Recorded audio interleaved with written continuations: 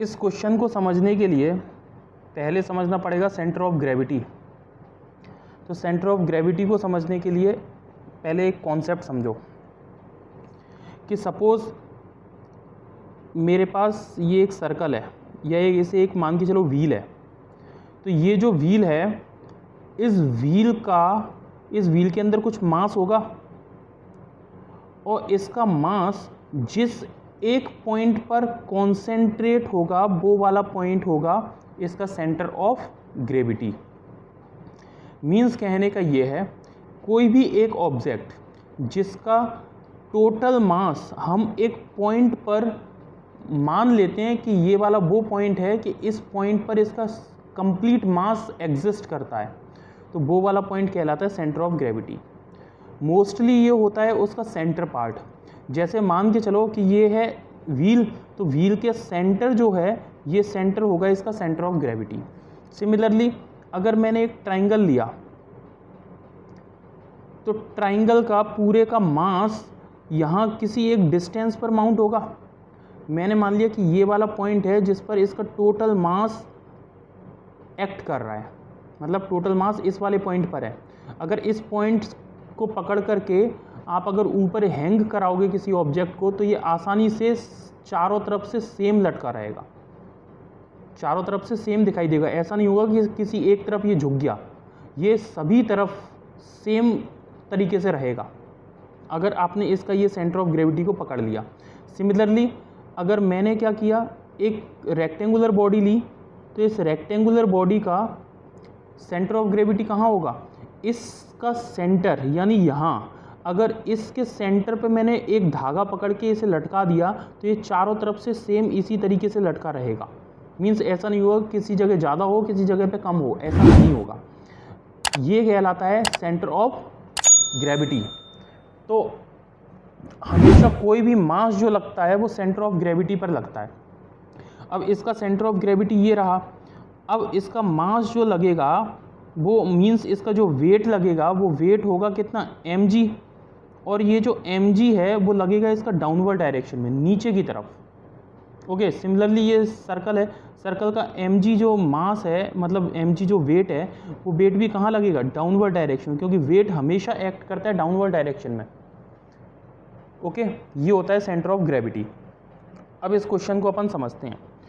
Question ने दिया हुआ है a uniform chain of length 2 metre. मैंने एक यूनिफॉर्म चेन मान ली, ये वाली मेरे पास एक चेन है, इस चेन की लेंथ है वो कितनी है, 2 metre. Is kept on a table, इसे मैंने एक टेबल के ऊपर रख दिया, इस चेन को मैंने एक टेबल के ऊपर रख दिया, ये है टेबल। नाउ क्वेश्चन ये कह रहा है कि the total mass of the chain is 4 kilogram है।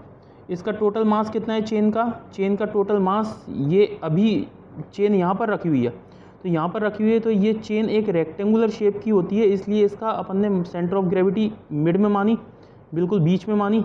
तो बीच में इसका मास एक्ट करेगा वो डाउनवर्ड एक्ट करेगा। डाउनवर्ड इसका मास कितना लग रहा है, 4 किलोग्राम।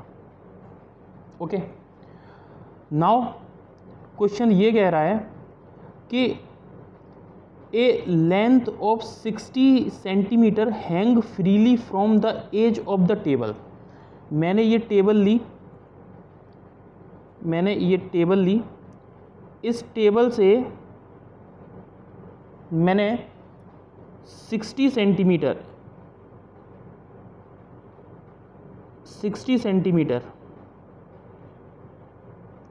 ये वाली हाइट कितनी आ गई, 60 सेंटीमीटर, मैंने इसे हैंग करा दिया।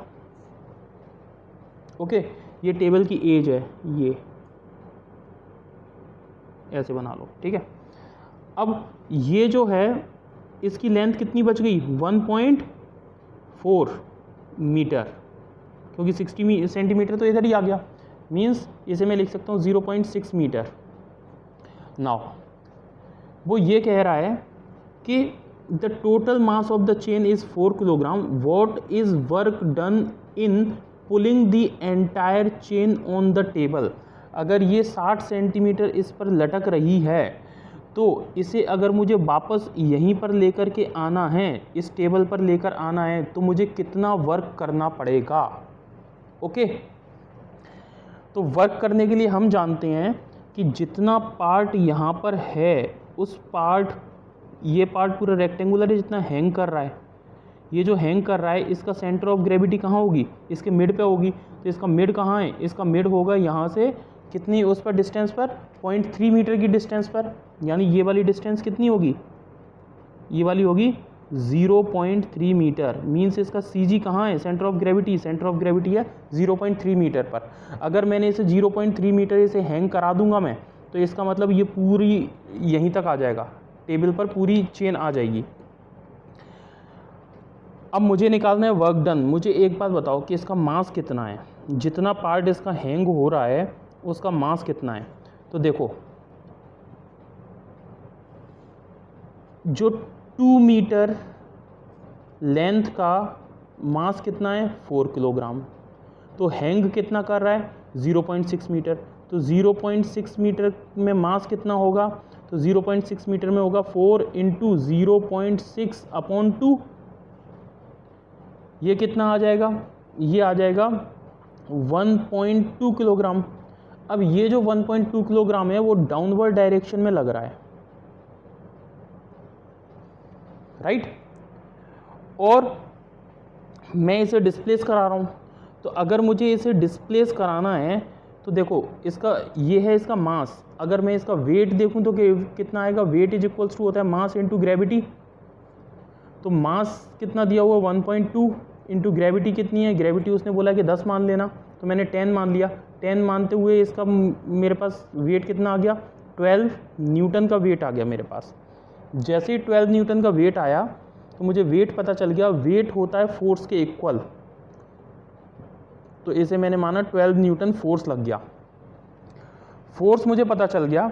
मुझे अब डिस्प्लेसमेंट मुझे पता है, डिस्प्लेसमेंट कितना है, 0.3 मीटर डिस्प्लेसमेंट कराना है क्योंकि CG तक मुझे हैंग कराना है, ठीक है। तो इसका वर्क डन कितना हो जाएगा, work done is equals to हो जाएगा फोर्स इंटू डिस्प्लेसमेंट यानी CG इज इक्वल्स टू 12 × 0.3। कितना आ जाएगा, ये आ जाएगा 3.6 जूल। Thank you.